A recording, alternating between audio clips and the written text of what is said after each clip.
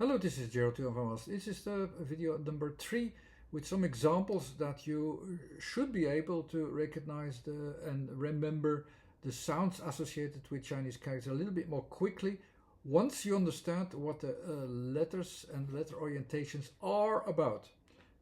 Not much theory about that, but I have some patterns that can be put onto the Chinese characters quite easily. The vowels there. You have the changes in spaces, let's say. You have some movements which fit very well with the arrow-like movements in the characters, and also spatial frames that move a little bit as the last category and most complex category of letters. Here are some of the letters, not all of them, but you have them that I can pick out easily. And so here's some examples.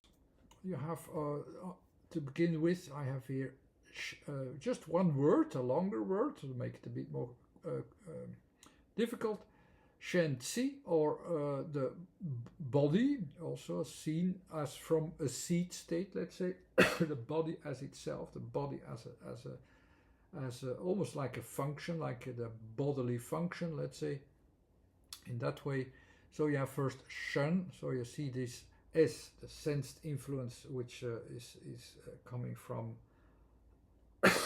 from an outside sense towards the object itself, towards going inwardly to the square itself. The A is this what comes forth from it, the lengthening in it, and the N is the interaction that's there, is recognizable. So that's already okay. Tsu, you have the Z, which goes inwardly, also recognizable, and the E, that part that I will take out.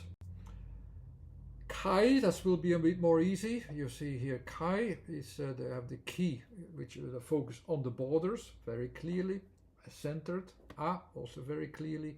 The E is that thing that I will take apart is already somewhat recognizable. There's something that you take out without understanding what is written there, because it's just a part. The sound is just the orientation to remember it well and to store it into your memory banks and how they work more easily. But there's of course other association, which is that year cycle thing. You always have this year cycling thing in the background that you say like, okay, how do I need to perform towards that word? What's my attitude I need to perform so that I realize the content very easily. You have summer, harvest, winter, and then spring again. So this figure is not really at the harvest thing, but that's all after work, after 4 seasons of work, of plowing the fields. I can have, of course, my harvesting of the results at the end of the year. So what do I have?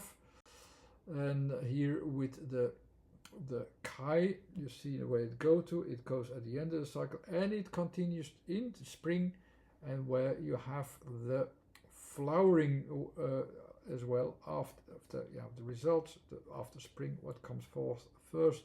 The flowers will spring out first.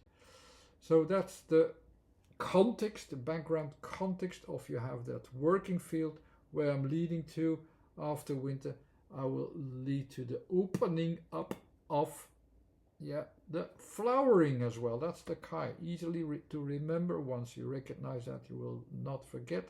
And with the Kai, and thanks to the association with the letters, thanks to seeing these very easy patterns, I think you will remember it from now on for the rest of your life. Okay, that's my intention. I hope that works like that. Thanks again for watching, and I will have a few more examples in this trend, and then I will stop with this as well. Thanks again. Bye.